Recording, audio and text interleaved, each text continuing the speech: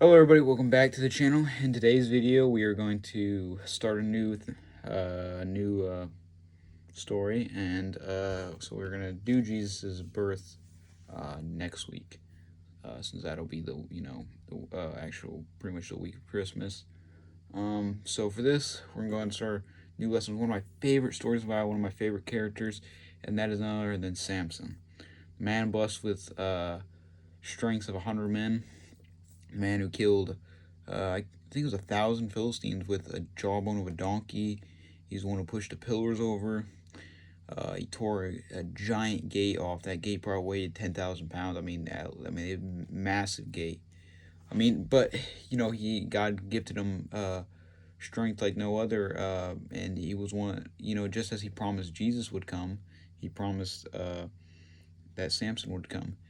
And Samson has a very tragic story, as far as he wasn't supposed to do certain things to keep his strength, and he did. He failed God many times. Just as Job was a incredible lesson, so is Samson's story. And so that's what we're gonna get into here today. These will be our first 2 pages of this action Bible. All right, God's enforcer, based on Judges chapter 13 through 14. After Gideon's death, new enemies come against Israel.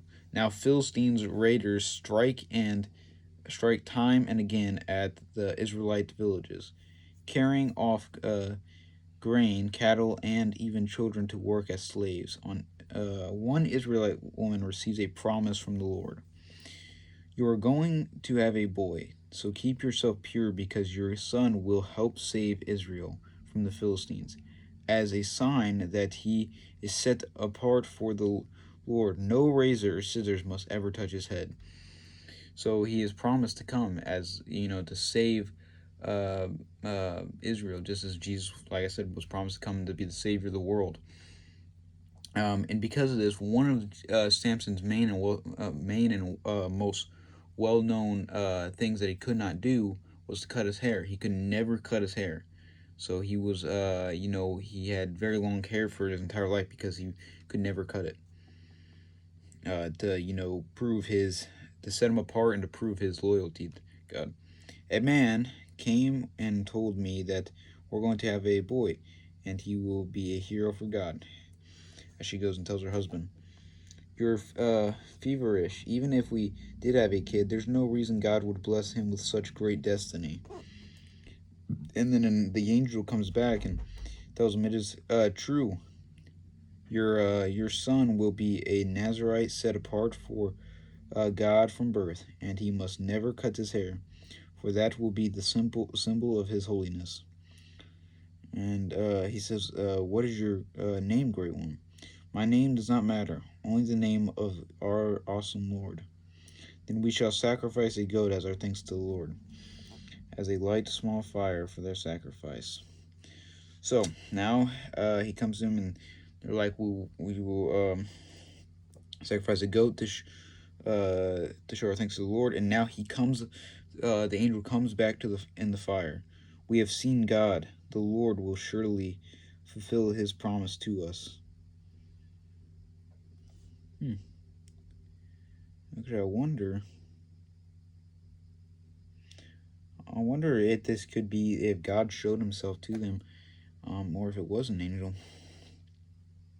But to his parents' dismay, let me make sure I'm starting. Okay, yeah. But to his parents' dismay, as their son Samson grows up, he doesn't act like someone destined to be God's hero. An irresponsible young man, he disobeys many of the Lord's commands, except for the one about cutting his hair.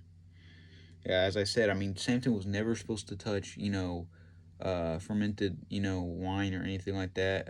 There were certain things he was not supposed to do, and he disobeyed a lot. Samson's life was, he was destined for greatness, and he did save, save Israel, but, he did disobey God a lot.